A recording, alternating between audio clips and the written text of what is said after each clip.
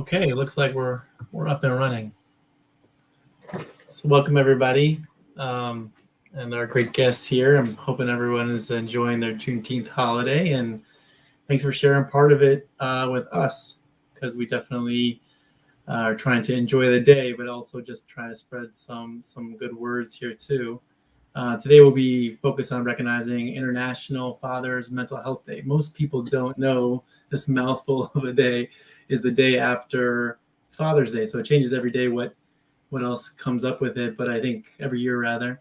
And so this year it lands on Juneteenth, so we're recognizing this connection and discussing, sort of understanding, engaging, and supporting Black fathers in this process. So I want to first introduce the folks on the panel, and recognize also Postpartum Support International and the Perinatal Mental Health Alliance for People of Color that have gathered these leaders and professionals in their related fields to discuss Black fathers' mental health in 2023. So first and foremost, just want to shout out the people that are on the panel. So Dr. Shannon Fisher is an associate professor from Northwestern University. I'm going to do like a really short bio because we're already late.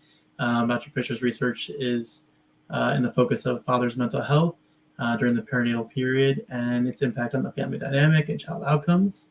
And then there's Dr. St. Bill, who's an associate professor at University of Buffalo School of Social Work. His research focuses on Black masculinity, Black men, and victimization and socialization. He also supports evaluation of various perinatal work for fathers. And Dr. Aaron Rogers, a professor at Penn State. He's a staff psychologist and also coordinates Black and African American student services and has a broad understanding in this field. And then finally, Jared Jenkins, who's a doula and specializing in the supporting of non-birthing partners and is paving the way in his field. So thank you guys for all joining us today. Of course, thank you for having us. Sure. So I'm just going to start with Dr. St. Bill, and if other people want to join, they feel like there's something else they want to add, but I'll try to direct it at one person. And then, of course, if more people want to speak on it, there is no length in terms of, besides the time, we're trying to wrap up at 3 o'clock. We'll just try to focus on one person for one question, but again, just jump in if it feels important. So obviously men and fathers are having a moment. I don't know if everyone feels like this is true from their viewpoint, but just in terms of mental health and sort of recognition that there's an impact on men and fathers in particular, which means there's a shift in what maybe American men in particular are viewing as what's allowable in their masculine roles. I wanted to start with discussing a framework. So if Dr. St. Bill, if you could offer just a view of this framework of masculinity and how fatherhood work is connected to masculinity and the changes that you see occurring and within it. Yes, thank you for having me, Adam, and thank you for allowing me to be on this esteemed panel of all these wonderful researchers and practitioners. And I'm humbled that I'm even allowed to be on this panel talking with y'all.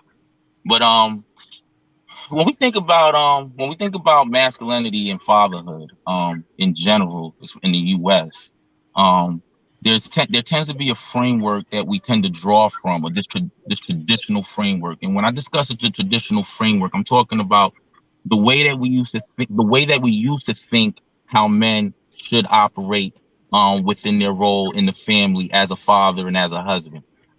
So traditionally, when it comes to fatherhood, the traditional framework dictated that men were not really involved during the prenatal stage and the postnatal stage, right? That was really sort of the woman's domain and the woman's role, and basically that the father's role was basically outside of the home, and that really at the end of the day that the mother didn't really get any help from the father in terms of preparing for the pregnancy. And then post-pregnancy, there tended to be a view or a perspective that men were not really equipped to deal with children at the infantile stage, and that they were better equipped to deal with kids when they reached around 7, 8, 9 years old and going into the older age, especially with boys.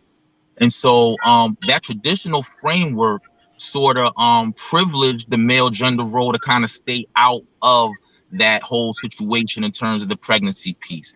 And then we were often, I mean, at the same time, there are different ways that we learn how to be a father. And one of those ways are how our father treated us, how our peers also engage in that. And then also the societal messages that we get that are based in patriarchy around what a man's role should be.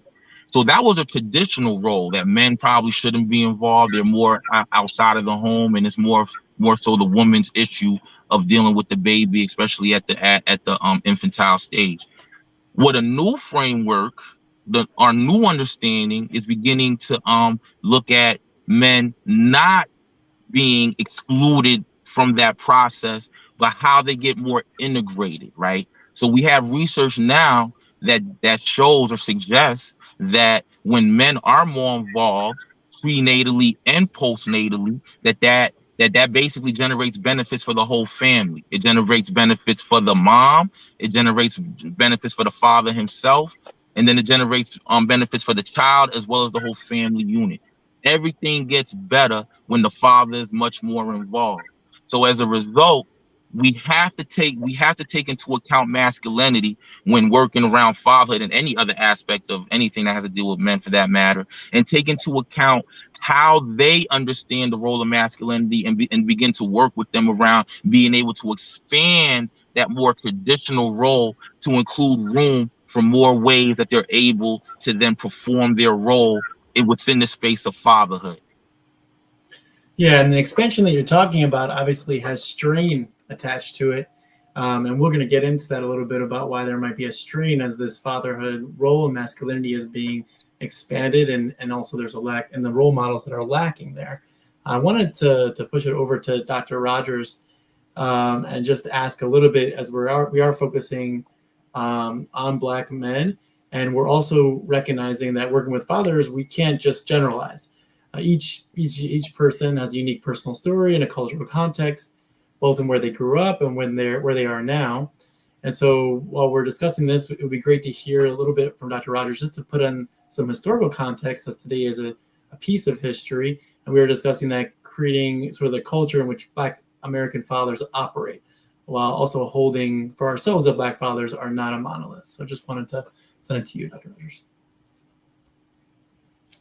All right, so if we want to put a little bit of a historical context behind it, we can go all the way back to Africa for Black men to have a more egalitarian and communal relationship. And even within America, we sometimes refer to the dominant masculine idea as hegemonic masculinity or traditional masculinity in the research. And what is often forgotten is that before the 20th century or the 21st century, there was egalitarian relationship within even white communities, and this shifted with the industrial age, with the coming of new technology that required men to be more present in the workforce. Now, this was for dominant, cis, straight, heterosexual white men.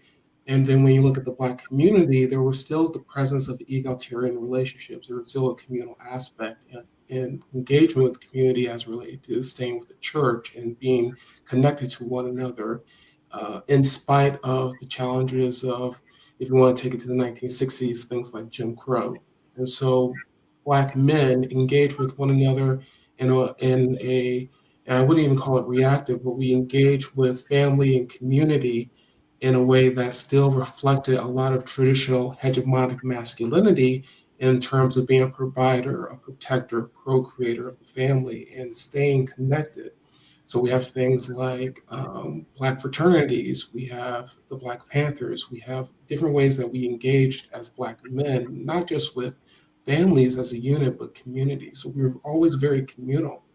But if we take on more of the idea that Black men endorse traditional hegemonic European masculinities, I say masculinities because if we endorse more of the dominant masculinity, that often conflicts with our lived realities. So when we are in contexts where we're not able to assume those traditional ideas like provider, procreator, protector, it can create a strain on our identity or a sense of our identity.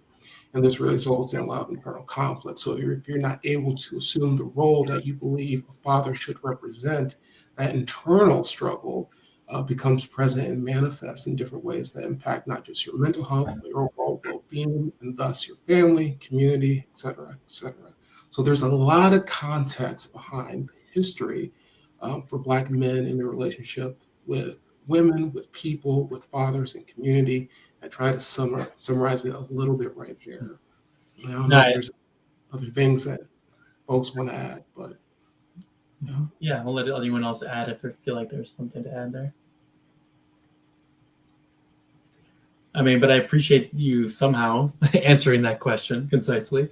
It's not an easy one to do. And I wanted to maybe make it easier for us, kind of bring it into some of the present day, where, you know, I know Jared is working day to day, as well as us, but, you know, in terms of, you know, just being out there on the front lines as a doula, I know this is what, you know, your passion is, and I'm wondering what you can share with us, other professionals in the allied health fields, about a more culturally responsive approach to Black fathers as you are operating in this context. Yeah. So first of all, I just wanted to kind of echo what the doctor was saying, that pretty much that those kind of systematic ways of doing things are kind of echoing and straining out until today. And so if we think about it, like, men were not allowed in the birthing rooms. They weren't even allowed in that space. And so we're just now being allowed back into the fold. And so if we think about like how that really affects somebody, if you're really there to be a protector, that's part of being, or one would think of being a man, is to be a protector, right? And you have your spouse who's there and who's in pain, like you can't do anything about that in those particular moments because you can't even be in the room. How that affects that particular father in that moment. And so how do we address that? And so those are sort of the things that we're still sort of dealing with today. I mean, even though we're allowed in the room today, I deal with fathers who aren't really brought into the fold as far as like education and information is concerned. And so this information that we're giving to the mothers, we're not also giving that information to the fathers. So although we are including them in the room, so to speak, we're not necessarily being all inclusive. And so if we take it a step further and think about Black fathers, and just the disparities and inequalities when it comes to the systems that we have, it's just even more so of a compounding issue. And so what I see on the daily when I'm dealing with my clients is people who just don't know how to navigate that space. They're also trying to figure out their own emotions as a parent, but then also trying, or about to be a parent, but also trying to figure out how to really still be there for their spouse. And so my work as a doula is really to just be a support system for them, but also to be an advocate as well. Someone who's been in the space, someone who's navigated it. Myself and my own personal experiences, I take that and then I now do it in a professional manner where I'm able to explain to them what's going on, have them pretty much ask certain questions that they didn't think to ask before, and to make sure that they are advocating for themselves. And if they can't, that's what I'm there for. Thanks, Jared. I mean, this is great because I just ran, for example, a couple of days ago, this group for expectant dads. And like 2 or 3 of them were like, but I have a doula, so it's going to be okay. Like, I get a lot out of it. And I, that's, you know, and I, to be honest, I was kind of like ignorant to doula some years ago. My daughter is 6, my oldest. And she, and then before that, I was like, I'm the doula. You know, I was a little bit of macho machismo there, you know, trying to take on too much, which is to your point about being a protector. And like, we're just figuring out in terms of literature. I mean, I think practitioners knew this, but the men are really impacted at the birth. You know, there's like, you know, just this trauma that happens because I think what we're talking about is the strain between being a protector, which is what you're describing, and then the reality that your partner is in immense pain, and there is a natural amount of helplessness in this situation. This is going to happen regardless if you want to or not. The baby is coming, and all of these, you know, this medical world, which is foreign for a lot of people, they're stuck there and they're struggling. And I'm wondering if you could provide some ideas for us, for these health practitioners in all these fields that are listening, including mental health and all the way to nurses, just thinking about what protective factors, what things we could encourage those people that are working directly with fathers that don't have you as a resource to do, and just thinking about, you know, supporting the protective factors of those clients that might be serving? Sure. I wish I had like a very quick sentence to like answer that. You don't? I think it's a very, very complex answer, and I think that we don't have a whole lot of time, but I'll try to like sum it down. But I think the first place we need to begin is kind of change the culture of how we address birthing people in the first place. And when I say that we just need to be more inclusive to fathers in and of itself. And so when we have these students who are going through medical school and they're taught to ask certain questions in the room, we also need to be teaching them to be more inclusive to everyone in the room.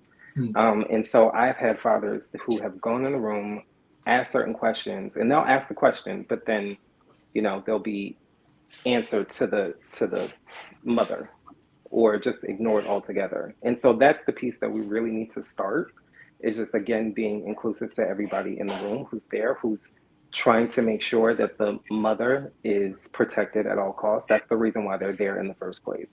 And it's not to be a placeholder, it's because they have a vested interest in the birth of the baby and also the safety of the mother.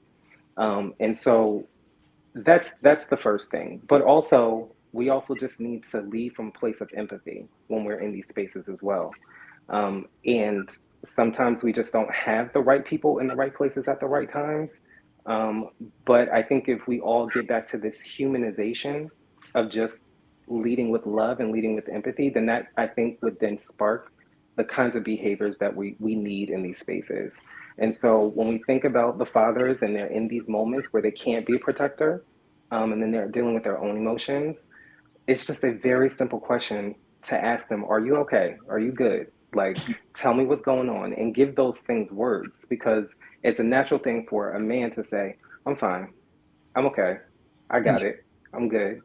And we say those things because we're taught to be tough. We're taught to put everything on our shoulder and make sure we're good, and make sure everybody else around us is good. But in those moments, we're just as human as anybody else. We're just as human as a female is, and we have our own emotions that we need to be managed. And so we do that the best way we can. But as a practitioner on the other end of that, you know, yes, there may be a lot going on, but maybe we just need to think of a plan to, you know, ask the father simply, are you okay? And ask him to give it words and say more than just, I'm okay. Like, what does that mean specifically? So that's the starting place I think we should begin. And Jared, can I add to this piece? Because Adam brought up something, and I'm wondering if you see it in your work with men. I certainly see it with my work with men, where men are often wanting to quickly fix something. And when they see Yes. pain, and when they see their partner in pain, or if they see, even a part of this birthing aspect that feels uncomfortable, we maybe haven't been engaged for the last 8 months, but now we're trying to fix it and save it and do a lot of things. But we have to be continually engaged in the process. And this is part of our socialization as men, where I think that the wanting to fix it is a natural response. And it can even be in common interactions we have. And so if our partners or wives are telling us about their day, they want us to listen and maybe not give a quick answer to what's going on. If we're having a partner in distress, and just like the verbiage you provided, Jared, just that kind of listening, like, okay, what's going on? How are you feeling? That kind of thing. Like men need that to do that and to receive that. Mm-hmm. It's hard because we're quick to wanting to fix what's happening instead of let things naturally sit and sit almost like humbly or carefully and considerately when this process is going on and when things are outside of our power, outside of our control. That's hard. Yeah, I have to agree. And I'll kind of just expand on that. And then, when we have men are in these particular situations and they do want to fix things in a moment, like that's an innate thing to do, and you can't, it shows up differently for a lot of different men. Most times, it's like anxiety, right? But it kind of shows up as aggression. It's sometimes for Black men, it can appear as aggression. And so we also want to be culturally sensitive to those particular things. Like if he can't fix anything, he just needs somebody there to just be like, it's okay, it's all right, this is what's happening, and explain them through it. And so that's the other piece of it that also needs to happen when we're in these particular spaces. So great point. Thank you for calling that out. Yeah, I mean, what you're describing is pretty, it can be broader to it as anger, withdrawal. These are like definitely the symptoms that people seeing, but really what's underlying, like you said, is much deeper. I want to speak just quickly to what you were saying, Jared. I've used some language from the mental health field from my side is just like the objectification of men is like that they're just there. It's just like it's here and we're not really recognizing them. And that's actually that's the work that the people in the allied fields need to do. Right, they need to see everyone as subjects, just like we're asking our dads to do that for their children when they're babies and older and young toddlers and so on. We need to do this from the get-go with them. And then just like appreciating your comments too, Dr. Rogers, I don't want to speak too much longer.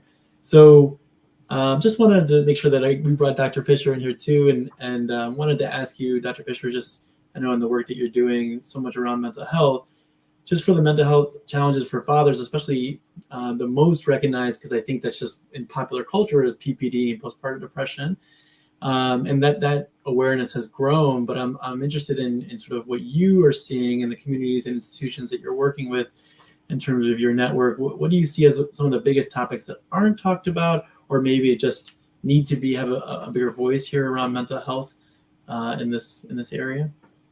Well, I think it's a broad topic because when you think about mental health, I want to start off with, I was thinking about stress, and that leads to mental illness at times for different individuals based on vulnerability.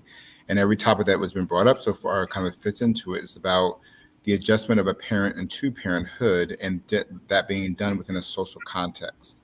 So when we think about fathers going into that space, especially thinking about Black fathers, there's a lot that they're having to consider. One is, as mentioned, they change the masculinity. What does that mean in general? And then in American culture, then in Black culture, what does that mean to still be a man while they're adjusting to this phase of their life?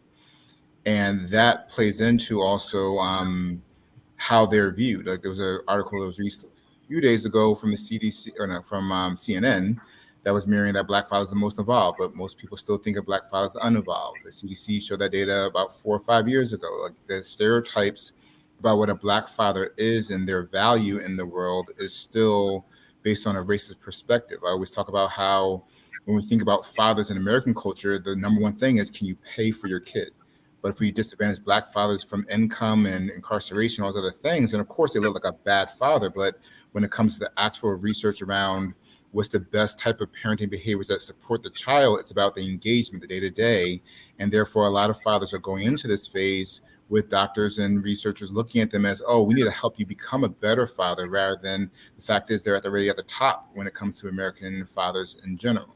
So I think all these different factors, along with even how we think about gender, not only about fathers, not being innate and all those things, but also that fatherhood is talked about as basically you're a secondary parent. So therefore he's like, okay, how can I get involved? So many people telling him that he's doing it wrong or that he's not really innately able, and all these different almost naturalistic and many times built into religious views about what it means to be a father and man that the father has to conflict with. So that's just the social context of the father walking into it, much less dealing with the stress of the societal divide around, well, you're the man, you need to make sure you can pay for your kids. So a lot of fathers talk about how they feel stressed about finances and money and not losing their job, especially right now during a recession and all the layoffs that's been going on. And then adding into that, the fathers are trying to figure out, how can I be a better father, a different father without a blueprint? I've never seen it. Many of us have not seen that example about what it looks like, and therefore really going to it blind, but also still holding responsibility and want to make sure you are the protector, can take care of your child. So a lot of these things, like I said, are really social based, but then we think about policies that don't support fathers. Even when you come to a hospital setting, the father does not many times have to be on the birth certificate, doesn't necessarily call the child sick. Like there are all these things of policy that make the father feel alienated, and these things increase the stress of the father's experience.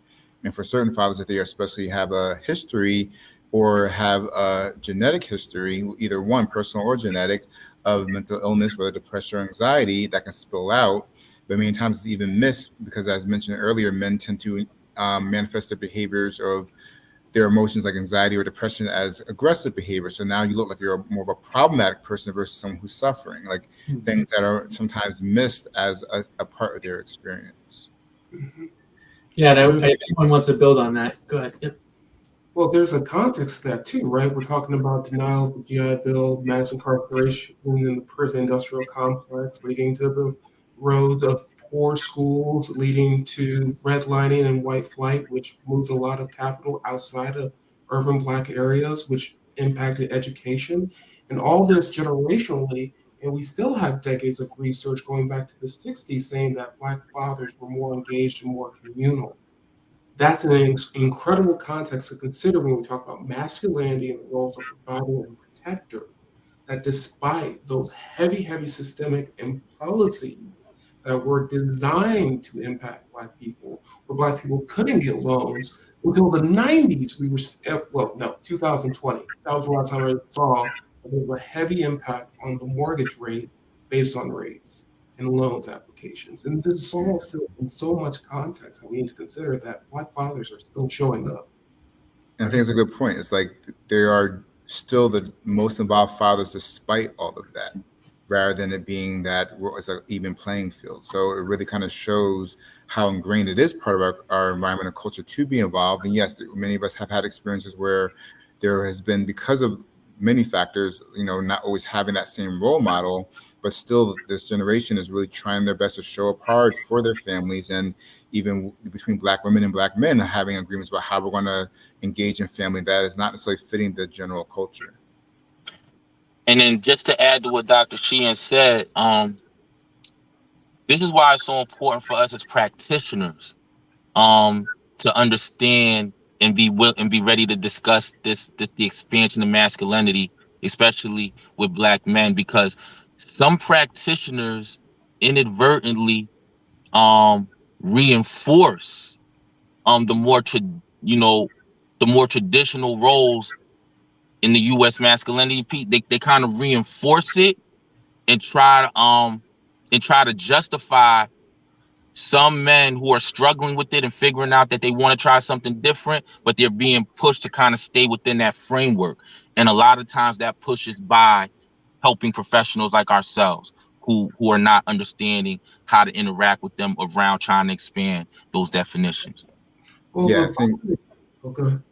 No, I was going to say, one of my things, which is kind of separate from this discussion, is my issues with gender. Like, gender is such a locked in role that is so rigid that doesn't give room for things. And, practitioners, doctors, they are not exempt. Like, we all come in with an understanding of how we see the world, and the small language, the lack of eye contact, the different policies, all that bleeds into what we are basically repeating the wheel. And it's like so many things are socially constructed. It's like race is socially constructed. So is gender. So many different things that impact people's day-to-day life, but they're, they trust us. Like they come to professionals to get support. They trust researchers, hopefully, to be able to know that, hey, this is the science. And between the two, if we're all biased by what we input upon them, we are actually putting them at a disadvantage when they're actually supposed to be there to help them.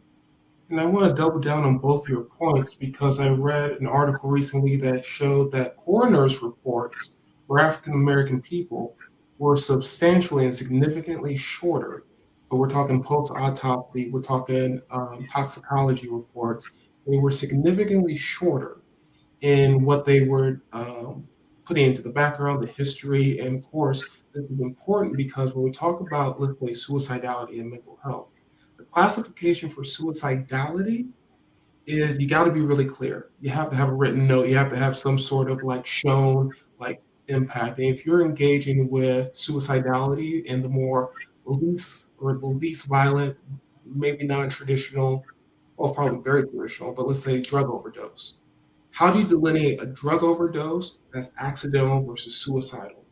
Well, if you have a medical history of treatment of depression, a history and family history of depression or bipolar disorder or other medical or mental health disorders, you can maybe delineate and say, well, let's be a little more investigative, can't speak, but explore and go into the history a little bit more deeply. And so they're not able to even report why there's such little in our autopsy report. Why is there a bias or racial bias? Part of the problem, I think, is that we as community members don't talk about mental health, nor do we trust mental and medical professionals always.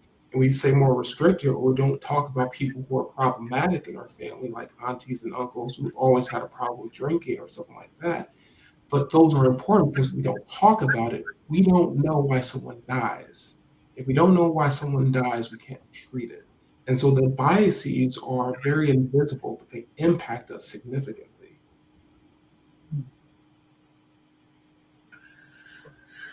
Yeah, I mean, you guys are offering so much, and some of it's policy oriented, and I'm wanting to kind of push a little further and see how further we can support men who are clearly engaged, but as the engagement meets institutions, and like just thinking about how we can further support, you know, our audience here in supporting the fatherhood and fathers.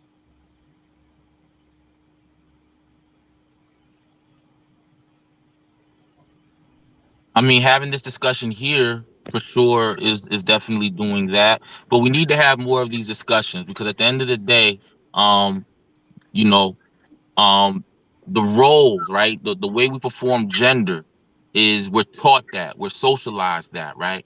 And so we have to spread the word that it's not, you know, that how men play fathers and how women play mothers are not these static containers, right? That and that especially well, women are allowed to go both ways more so than men are, you know, on the gender spectrum. But when men are being more nurturing, they tend to be stereotyped. And we need to fight against those stereotypes. And we need to educate people more, especially institutions. So for example, what Dr. Sheehan pointed out to this again, but you know, schools will always reach out to the mother first.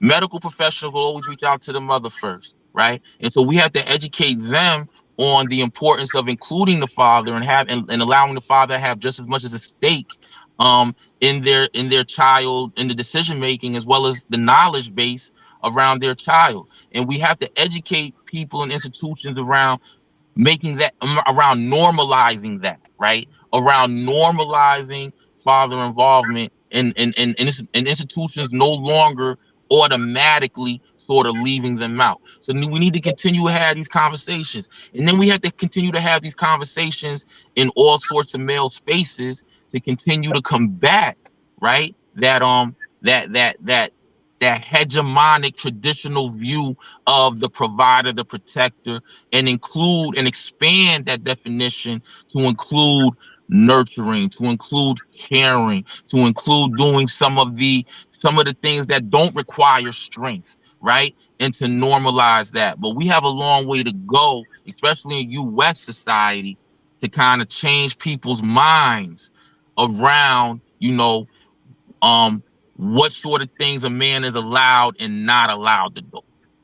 Yeah, I think another way to even approach it is that we got to get away from that whole idea of mother, father only. Like now, more common languages like, you know, birthing parent, non-birthing parent. There's a lot that we can learn about from all types of parents. If we just made it, if we're all created equal and to think about, hey, these are parents, and therefore there's a spectrum of how you can engage as a parent, experience as a parent, and even getting away from like even the box around gender that you can learn from other individuals. Because sometimes when heteronormative couples try to figure out how do we balance the roles and how with this, like look at other families. They can do that if they're same-sex couples. How can they negotiate? You can do the same thing, but we don't have that framework, and we need to kind of expand that by being more inclusive. Would actually help to even help dilute some of the rigidity that everyone's been talking about today.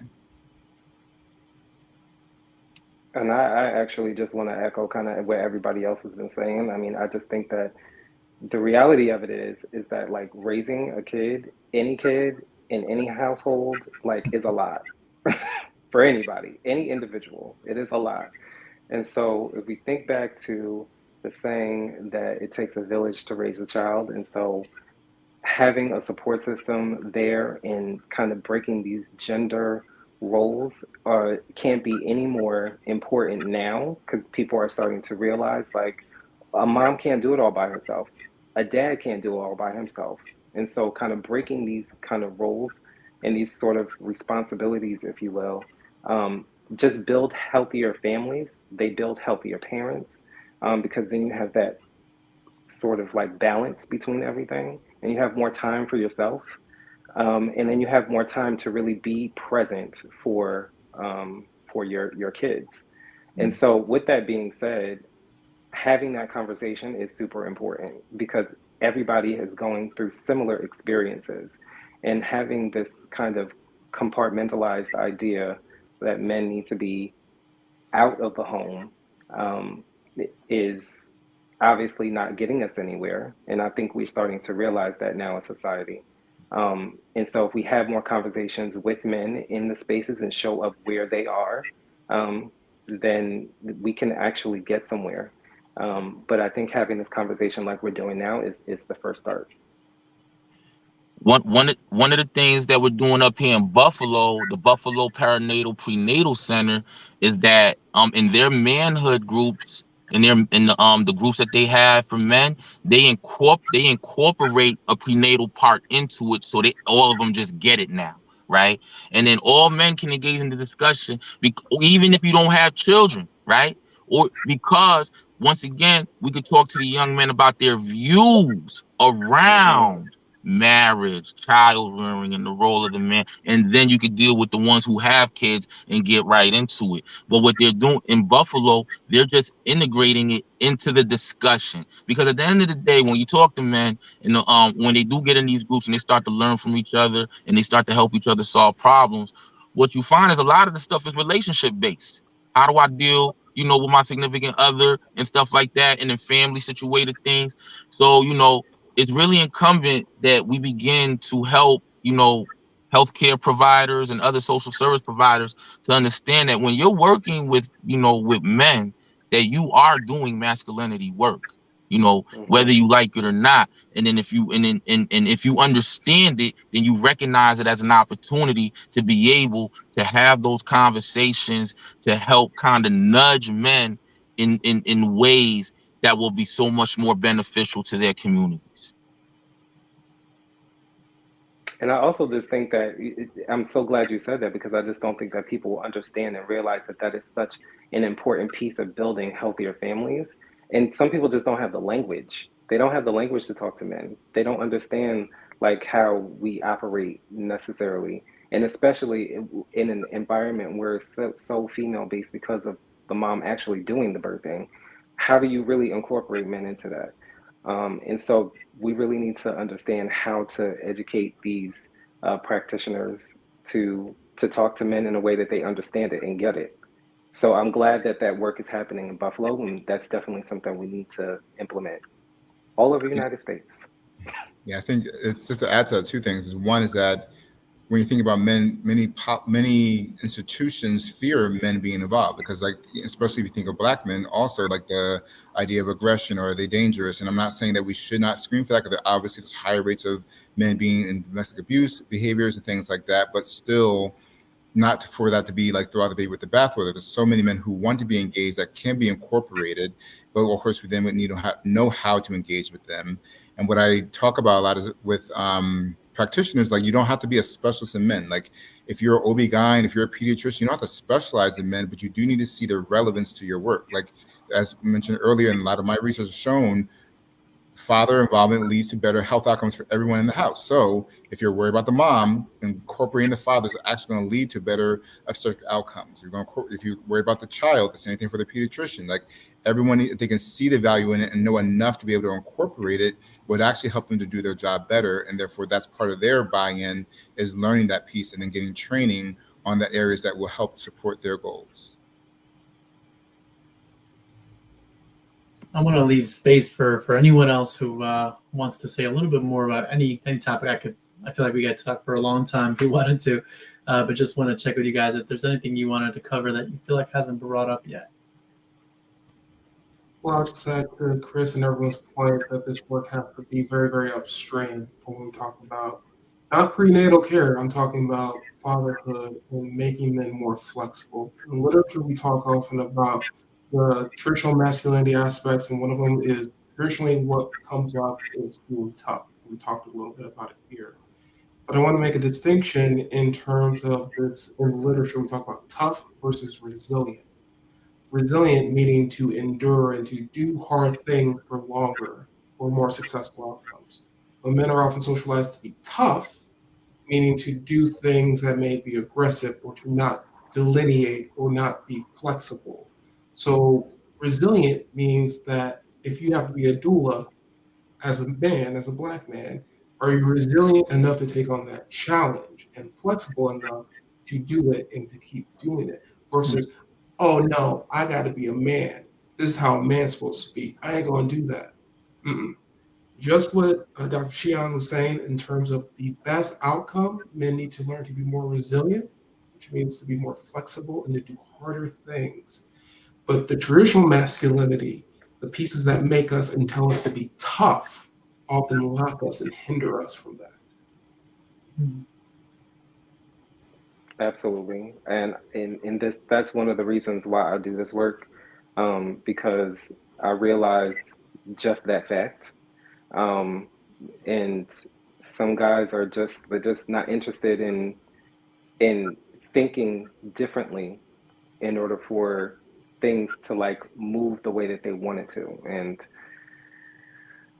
I think what better way to reach somebody than to have somebody who's been in those shoes, you know? And so that's why I think doula work is so important, especially Black male doulas are important, because I can speak the language, I can go to these places where they are, and I can reach them in a way that most people don't or can't, or even are unwilling to go.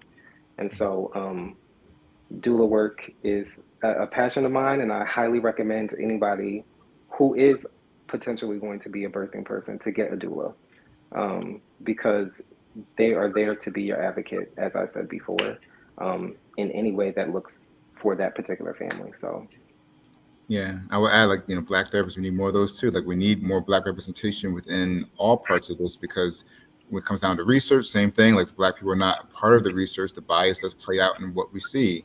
Same thing for practitioners, same thing for doulas. Like, across the board, we need the perinatal field to be more incorporated with Black in general, much less also Black men.